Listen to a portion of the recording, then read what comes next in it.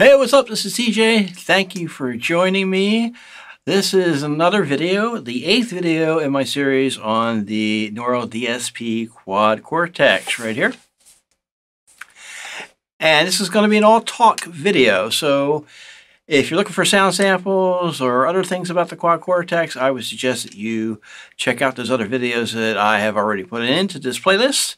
Otherwise, what I'm here to do is to tell you what I think of it so far. After waiting 444 days exactly since my pre-order, I've had it for 16 days so far, and it is quite a journey since those 444 days passed and I received it.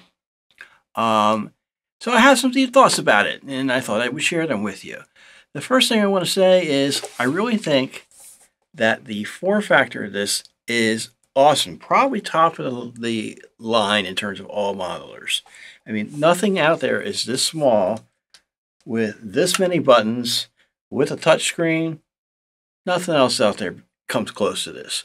This is really the perfect thing for a live, rig for someone, who's really gigging a lot. Wants to throw it down on the floor and get playing. So I really, really commend NDSP for that and their design in that regard. And I think this is really a great first release for them in terms of getting it out of the gate, getting it out to the consumer, and I really applaud them for the effort they have. The ability to have modeling and to have captures in it is really, really cool, all in one box. Now that said, I do also think it's really, really early in the game, and it needs a lot of maturing to really, get to the top of the heap in terms of what else is out there. The Fractals in the world, the Kempers, the Line 6s, the Bosses, all these other effects units. This is somewhere just in the mix. I wouldn't say it's at the top of the mix. Now, I'll leave my opinion as to what the top of the mix is to myself, but that's where I think this is, somewhere in the middle. Mostly, though, I think it needs just a lot of work. It'll need time to mature, just like any other new, product device that is out there that, is on the market. Now, if you watch this channel at all, and you know me at all in terms of, gear, I'm not afraid to early adopt anything. Actually, I'm kind of interested in that. I love to seek it out and be the first one on the street to have one. If you know my studio around here, there's a lot of early adopter stuff with low serial numbers.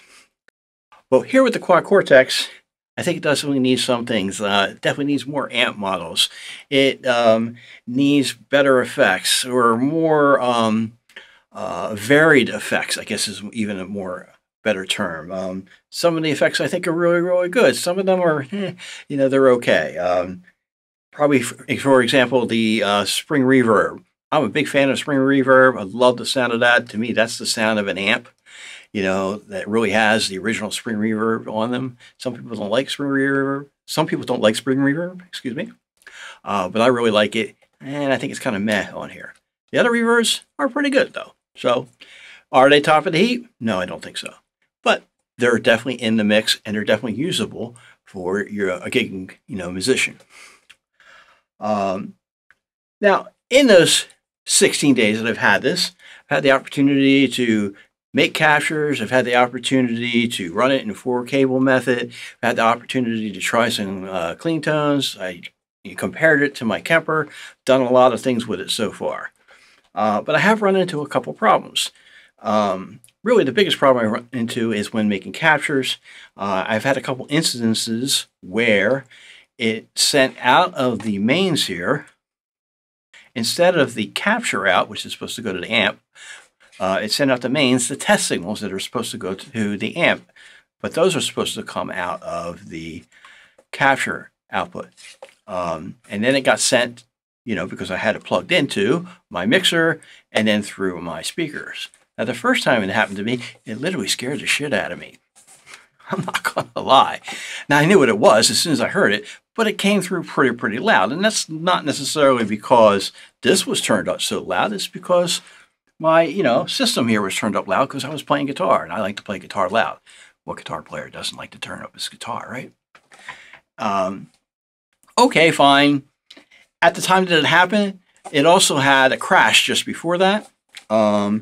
that was when I was making a capture, it would just stop, the functioning would just stop in the middle of the capture in terms of the training part of the capture process. And I soft rebooted it, came back on, tried another capture, and that's when it happened. But NDSP came out with an update that was supposed to fix that. So great, I applaud them for that. I uploaded the update. The firmware is the latest firmware in there. Everything was good to go. I made a whole bunch of other captures along the way. Then I tried to, on Sunday, just this Sunday, that was what? Today is Wednesday. On Sunday, I tried to capture one of my favorite amps, which is a Lab Series L5. And this time I even did it a little bit differently. I did it with a microphone, whereas all the other captures I did before, I did with my Torpedo live from 2 Notes low box. Because I wanted to capture the speakers. And in that case, boom, the minute I hit the capture button on the Quad Cortex, it ran a nasty amount of capture signals out of the mains to my mixer, totally blow up my mixer. It was just not a pretty sight.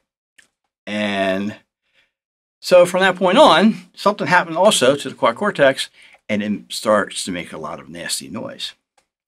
So unfortunately, I had to submit a support ticket for this, and Neural DSP, well, they really stepped up to the plate. They answered my support ticket on a Sunday, so I very much appreciate that. And they did that within an hour of me sending it to them. That's really awesome. And they sent me a brand new Quad Cortex. So I have to applaud them for that. Excellent, excellent customer service, excellent product support. But now I have this brand new unit. Let me see if I can get it here for you. It's still in the box. Quite honestly, I'm not sure I want to open it. Now here, I want to state for the record that I'm not trying to dump on them in any way, shape, or form. As I said before, I think it's a really awesome piece of gear. And I think, as it develops, it's going to be a main piece of gear for a lot of people. But I think right now, I'm going to leave this unopened and I'm probably going to sell it. So that's what I think about it. I'm not going to dissuade anybody here from buying another one.